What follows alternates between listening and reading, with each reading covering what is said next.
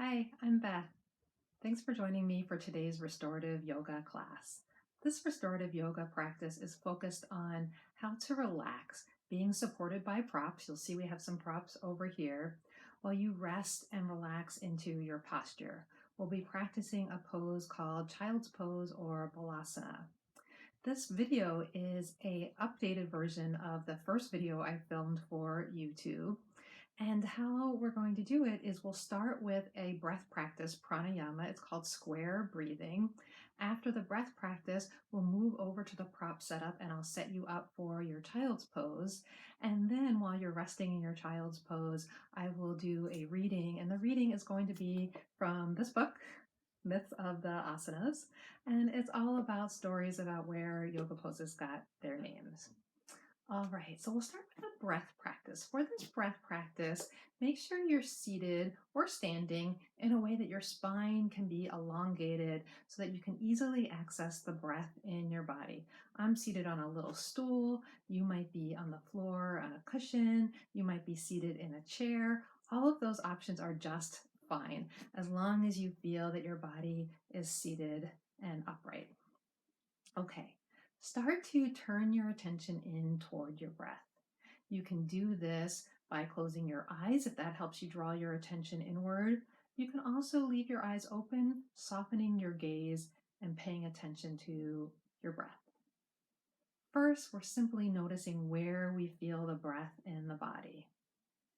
Maybe you sense the air coming in through your nostrils. Maybe you can feel it in your front body along your ribs or more in your chest. Let your breath draw your attention inward and simply observe. This can be a breath practice in and of itself, just observing the breath. Today we'll add an element of exerting a little bit of control over the breath in a very mindful way. And yet, this observation of the breath, paying attention to where it is and how you feel without changing, is also a mindful yoga practice. See if you can feel the sense of your body drawing the breath in on the inhale and then releasing the breath out on the exhale.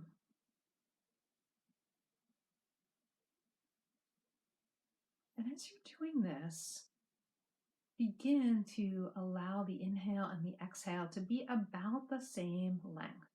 Now, there's no need to force this. We never want the breath to feel like it's a real effort. It's the gentlest of control of paying attention as you breathe in, as you breathe out, making those about the same length. To help, you can start to count wherever you notice that you breathe in. So a natural count of something like in, 2, 3. Your number can be different. Then the out is also the same. Out, 2, 3. Let's do that for a few rounds. Breathe in, count in your head to where you breathe in. And then as you breathe out, match the exhale to whatever your number is. It might change from one breath to the next.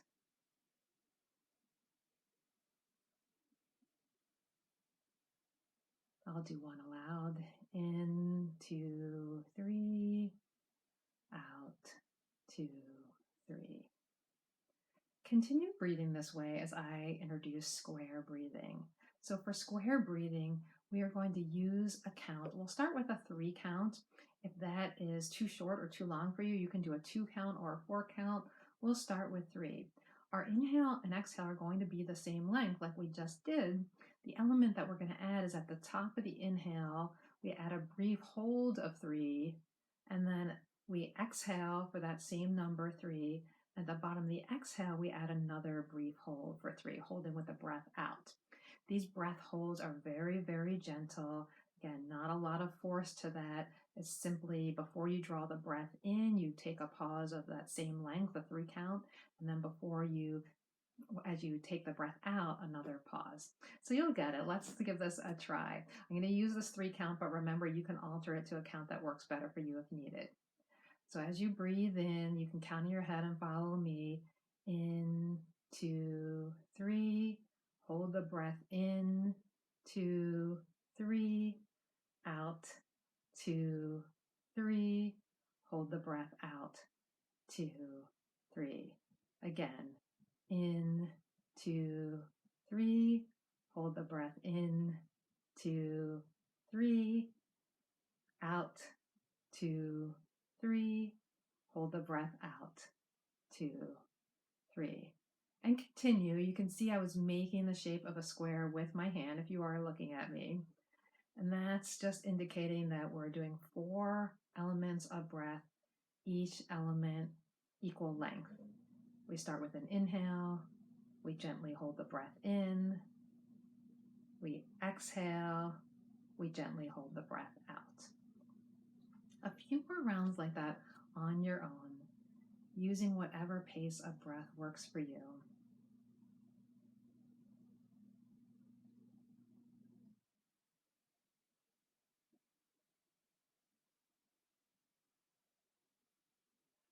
And then I'll rejoin you for one last round. Breathing in, 2, 3. Hold the breath in, 2, 3. Breathing out, 2, 3. Hold the breath out, 2, 3. As you finish, return to your own natural, comfortable breath, your own in-out pace. No need to control, no need to try to change it. As you do that, do notice what is going on in your body now. Has anything shifted? Has anything changed? That may or may not be the case. It's okay if you notice something, it's okay if you don't. The important part is that we take that pause to turn our attention inside and to look to see, is there anything going on in that moment? So you can keep with an internal breath, an internal focus to your breath.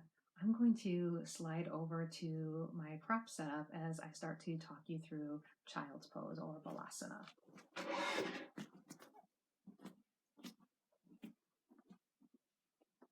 So child's pose can be performed with no props at all. Today we are performing a supported child's pose version where our front body will be supported. And that's why it's really nice to have a few props. I have here a meditation cushion, a blanket, a little pillow, a bolster. You don't need all of those props. All you need is something that can elevate your torso a little bit. So one bolster is fine. A couple of firm pillows or cushions from the couch will work. A combination of a cushion and a blanket will work. So that's what I'll show it to you with a cushion and a blanket. So you can see this is maybe a foot tall or so. The height can really vary depending on how it works for you. I'm going to turn to face my prop setup. So what I'll do is starting on my knees, placing my toes together and widening my knees. Widening the knees creates some room for the body to come down over the prop setup. You can vary the degree to which the knees are wide. It really depends on your comfort level. You can also place a rolled blanket under the tops of your feet if your feet are uncomfortable at all. And you can place a rolled blanket, in fact, I'll use the little pillow for that purpose, over the top of your shins as well. And that when I sit back on my legs, that's going to give me a little bit of extra cushion here. So I'm going to widen my knees. I like my knees nice and wide. Again, you can play around with how much room feels good or comfortable to you. I'll pull my prop setup a little bit closer toward me so that it comes in between where my chest is going. And then hinging from the hips or right at the place where the top of your leg meets your pelvis, I'm going to start coming forward over my prop setup to lay the front of my body down. Now you might have to move flesh out of the way or parts of your body that are uncomfortable. You might find that you don't comfortably get all the way down there, in which case just propping that up a little higher. Being way up here on your prop setup is a really good place if this is the comfortable place for you. So I'll show it a little bit lower as well, coming out on a low prop setup. And once you get down, I'm looking at you, but you can choose to have your head down. You can look to either side. Your arms can be wherever it is comfortable to have your arms. The idea is you're simply trying to find a place that feels pretty comfortable, that feels like your prop setup is completely supporting your body, that you don't have to exert a lot of effort in this pose. So take a few moments and wiggle around. Attempt to find the setup that works for you. I'm coming up so that I can start the reading. Before I start the reading, remember, it's fine to adjust yourself in the pose. You want to be comfortable. That is the goal of restorative yoga, to be comfortable so that your body can completely relax, supported into the floor, whatever props you're using. And yet, if something starts to feel uncomfortable midway through the pose, it's fine to take a little bit of time to adjust that. So the reading I'm going to do is from the book Myths of the Asanas. There's a chapter called Balasana. It starts on page 48. And I'm going to just read some highlights of this chapter about the idea of being childlike in our practice. So in the introduction, it says child's pose. Balasana is the pose of the child, bala, that's the word for child, in which the body is draped over folded legs, representing a child in the womb. It is a resting pose that is often performed after a challenging asana, that's a posture, or when we need some time to let our mind and body absorb the practice. When we are in an innocent and receptive state of mind, it is easiest to be transformed by our yoga practice. Think about that for a moment. I'll continue with a little bit from the end part of this chapter. That child's pose really does allow us to turn inside. It allows us to be more receptive to whatever is happening in our lives right at that moment. We're kind of folding in toward ourselves. And we're also resting. We're taking a pause from our day. Something that many of us fail to do, or at least to do very often, is to take a little bit of time out. At the end of the chapter, there's a section that's called Transcending Ego Through Surrender. Often children are the best teachers. It is said that yoga is actually very easy and very difficult at the same time. It is simple because the only thing we need to do is stop clinging to our ego. But that is also one of the hardest things we can do, given the subtle workings of the ego, which we continually reinforce.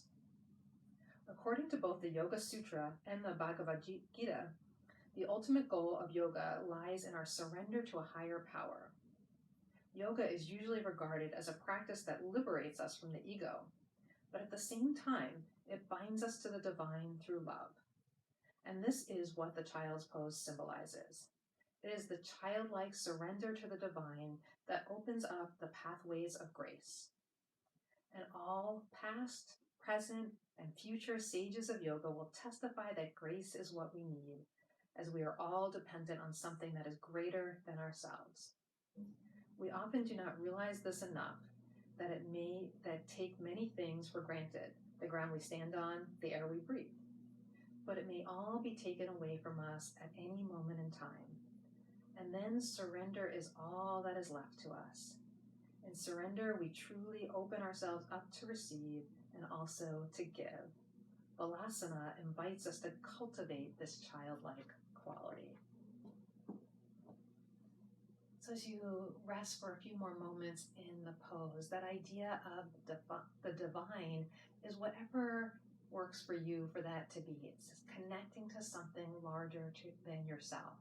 That may be a view of God, that may be a view of a vast universe, that may be a view that as human beings we're all interconnected to each other. A few more breaths in this pose. So if resting in your child's pose is a comfortable place for you to be, you are welcome to stay and rest longer. You might lift yourself out of child's pose and do a few more rounds of square breathing if that was something that connected and resonated with you. I hope you enjoy this updated restorative yoga practice. Check out some of my other yoga practices. I'll link right up here to the restorative yoga playlist. They're all relatively short and in the same format of taking time to rest, pause, and relax. Have a good day.